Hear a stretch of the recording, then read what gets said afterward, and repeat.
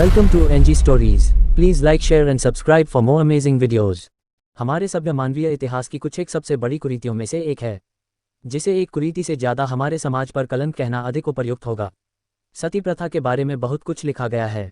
सती माता के मंदिर भी बने हैं, खासकर ये मंदिर राजस्थान में बहुतायत में मिलते हैं। सवाल उठता है कि हिंदू धर्मशास्त्रों में स्त्री के विधवा हो जाने पर उसके सती होने की प्रथा का प्रचलन है। जवाब है नहीं। हिंदू धर्म किसी भी रूप में भारतीय समाज में फैली सती प्रथा का समर्थन नहीं करता है। ऐसा कहीं नहीं लिखा है कि पति की मृत्यु के बाद उसकी पत्नी को उसकी जलती हुई चिता पर बैठकर भस्म होना है। हिंदू धर्म के 4 वेद ऋग्वेद, यजुर्वेद, सामवेद एवं अथर्ववेद, इन चारों वेद में से किसी भी वेद में स्त्री को सती करने जैसी व्याख्या शामिल नहीं है। हालांकि अब यह प्रथा बंद है, लेकिन इस प्रथा में जीवित विधवा पत्नी को उसकी इच्छा से मृत पति की चिता पर जिंदा ही जला दिया जाता था। विधवा हुई महिला अपने पति के अंतिम संस्कार के समय स्वयं भी उसकी जलती चिता में कूदकर आत्मदाह कर लेती थी। इस प्रथा को कुछ कुतर्की लोगों ने देवी सती दुर्गा का नाम दिया। देवी सती ने अपने पिता राजा दक्ष द्वारा उनके पति शिव का अपमान न सह सकने करने के कारण यज्ञ की अग्नि में जलकर अपनी जान दे दी थी। शोधकर्ता मानते हैं कि इस प्रथा का प्रचलन मुस्लिम काल में देखने को मिला, जब मुस्लिम आक्रांता महिलाओं को लूटकर अरब ले जाते थे या राजाओं के मारे जाने के बाद उनकी रानियां जौहर की रस्म अदा करती थी, अर्थात या तो कुएं में कूद जाती थी या आग में कूदकर जान दे देती थी।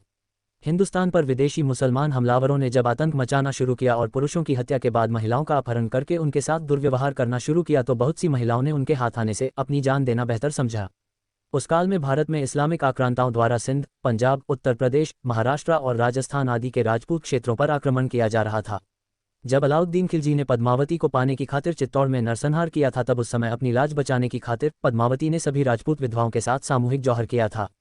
महिलाओं के इस बलिदान को याद रखने के लिए उक्त स्थान पर मंदिर बना दिए गए और उन महिलाओं को सती कहा जाने लगा। तभी से सती के प्रति सम्मान बढ़ गया और सती प्रथा प्रचलन में आ गई। इस प्रथा के लिए धर्म नहीं, बल्कि उस समय की परिस्थितियां और लालचियों की नीयत जिम्मेदार थी। गुलामी का काल हिंदू स्त्री जातियों के लिए बहुत ही बुरा काल था। ऐसे में उनके पति के मरने के बाद उनका भविष्य अंधकार में हो जाता था। उनमें से कुछ महिलाएं तो वृंदावन या मथुरा जैसी जगह जाकर संन्यास ले लेती थी, तो कुछ को वैश्यालयों में धकेल दिया जाता था। कुछ ऐसे समाज थे जहां महिलाओं को सती होने के लिए मजबूर कर दिया जाता था। हालांकि ऐसी घटनाएं राजस्थान और उससे लगे क्षेत्र में ही देखने को मिलती थी। अधिकतर घरों में महिलाएं पूरा जीवन विधवा बनकर ही काट देती थी।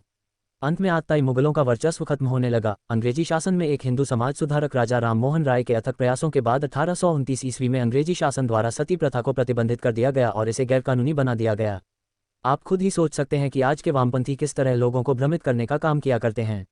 और जो प्रथा मुस्लिमों के अत्याचार के कारण खुद को मुस्लिमों के बलात्कार से बचाने एवं अपनी सतीत्व, इज्जत और मन सम्मान बनाए रखने के लिए हिंदू स्त्रियों द्वारा बेहद मजबूरी में उठाया गया एक कदम था, उसे हिंदू समाज के कुरीति की संज्ञा दे गई और उसे धर्म से जोड़ दिया गया, जबकि यह विशुद्ध रूप से मुस्लिमों के अत्याचार से ही प्रारंभ हुआ था।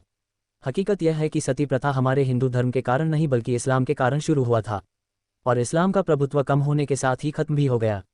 सती प्रथा और कुछ नहीं बल्कि जौहर प्रथा का ही विस्तार था, जो कि सामूहिक आत्मदाह से होते होते कालांतर में व्यक्तिगत स्तर तक पहुंच गया था। और आश्चर्यजनक रूप से आज भी ऐसे बुद्धिजीवी सती प्रथा की तो बात करते हैं, परंतु उसका प्रारंभ जौहर प्रथा और मुस्लिमों के अत्याचार की चर्चा तक नहीं चाहते।